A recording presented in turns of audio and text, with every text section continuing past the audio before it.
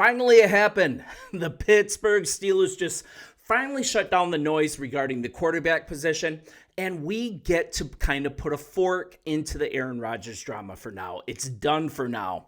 With the draft being less than 2 days away, the Steelers aren't being held hostage by this situation anymore. They're actually moving on to the draft without any reliance on all things Aaron Rodgers. This is so refreshing. And Steelers head coach Mike Tomlin, he just talked about it today. He talked about how Aaron Rodgers' availability, it's not going to affect the team's strategy in the draft at all. And this was in a joint press conference just this morning. Tomlin, he didn't even want to talk about Aaron Rodgers. He dismissed all questions about him potentially signing with the team, and that's if he feels like playing. But this is directly what Mike Tomlin had to say. I think what you do in the draft oftentimes affects maybe some talent acquisition that happens after. Keep that in mind. Remember that. He also said we'll see how the acquisition process goes this weekend. So I want to talk about what we can glean from this press conference. Also get into what GM Omar Khan had to say this morning about all things quarterback coming into this draft. And for you guys that are new to the channel, this is Sports Talk Steelers. I'm Sean. Confession, primarily a Bears guy with a Bears channel. But when Justin Fields came to town for your Pittsburgh Steelers, I had to admit, I started watching, started getting interested more and more in the team, and now my hatred for Aaron Rodgers, it might just keep me here. So if this is good information, if you're having fun watching this video, hit the subscribe button. We'd love to have you aboard. So let's kind of get to what we can glean from this press conference. And I think there's definitely a plan to add at the quarterback position. I think that's very clear. And Omar Khan, he backed that up as well, talking about how the team was going to carry 4 quarterbacks into offseason workouts. So this is directly from Omar. We go to camp with 4 quarterbacks. Right now, we have 2 on the roster. All options are on the table on how we acquire those last 2. And this is via Adam Schefter of ESPN. I think we need to read between the lines here, right? Adding 2 quarterbacks. That most likely, it may very well mean that Rodgers, he eventually comes into town. Plus, the Steelers draft a rookie quarterback. I think this is pretty obvious that this is probably still the plan because the free agent market at quarterback is absolutely picked clean. So this is definitely holding open the opportunity, the possibility of the Steelers definitely selecting a quarterback in the first round of this draft. Who's the first guy that you think about? Probably Shadur Sanders, right? He's likely to fall well outside the 10 picks by recent reports, if they can be counted on. It is draft season, though. How is Pittsburgh? How is it not a good fit for you guys? And this is unless you intend on going into the 2025 season with Mason Rudolph as your unquestioned starter. He needs competition. Why not bring in Shadur?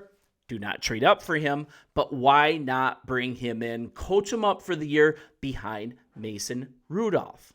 Better yet, let's say this lays out perfectly. Would you guys be upset just having Aaron Rodgers in Pittsburgh for cheap? He just said on Pat McAfee that he would play for 10 bills. It's not about the money. Money is not an issue. He also shared on the show that he had some personal issues that he was actually attending to. He just said on Pat McAfee that there was someone to care for in his immediate inner circle. That's his immediate priority and not football. I mean, you can't really throw stones at that, nor should we. So let's just kind of table that. Let's get back to the Sanders visit that he had with the Steelers. The Steelers hosted him for a top 30 visit just earlier this month.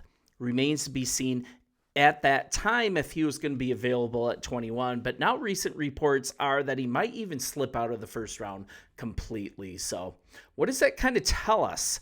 Let's see what Mike Tomlin has to tell us. And he talked about Shadur's visit earlier this month. And this is really interesting. Mike Tomlin called it a 10. Tomlin also said that Sanders' toughness and competitiveness, it really impressed him. And here's a direct quote here. It was a normal pre-draft visit to spend time with a young man, to talk ball, to get to know him as an individual, to get to see how he processes, how he sees the game, how he articulates his football experience. And from that standpoint, it was a very normal visit, but also a very productive one. Did anything stand out in that meeting about him that maybe you don't see coming or you don't know? That was a question we posed. I think the things that stood up were evident in his video. There's a toughness there that doesn't get talked about enough. I love these long Mike Tomlin quotes. They're really informative. So there's a competitive spirit here that doesn't get talked about enough as well. I know he's very talented. He has made a lot of plays for his university and his team, but the intangible qualities displayed on tape were very impressive to me. And he also covered a bit about stepping out of his father's shadow moving forward, too, because that's a big question. A lot of knocks on him being the quarterback for a new team, coming in as a high draft pick, is, do you have to deal with Dion all the time as well? Is there going to be a bunch of drama, a bunch of demands, a bunch of, instead of working with an agent, you're going to have to work things out in the media and in public with Deion Sanders and the family? He had a few things to say about that. It's something, obviously, that he's going to have to deal with in terms of moving beyond being coached by his father.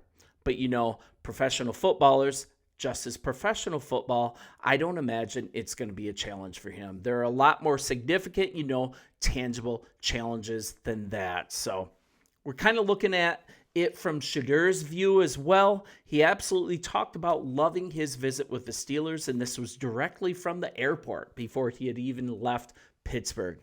There's been a lot of coverage lately that said that this visit didn't go well between them, but I think it's kind of been debunked, and all we can go by is what these people actually say. To hear directly from Sanders, you understand the mindset and why they win a lot. You see how Mike Tomlin is as a person and the values the team has. What he preaches from his staff down is similar to my dad. You're looking at Sanders.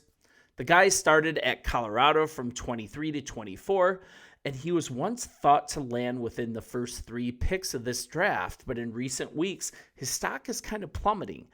And I think it's a good thing for the Steelers. If they plan to go quarterback in the first round, that's really going to play into you guys' hands. If he's there at 21, how do you not pick him? And there's also more news regarding Warren, regarding your guy, George Pickens. Let's kind of talk about this. Let's first talk about your guy at running back. Let's talk about Warren. I certainly feel comfortable with his ability to do so. This is him talking about Warren. Last year, he got hampered by an injury. He appears to be ready to answer that. I know he's really excited about this opportunity. I don't think myself or anyone within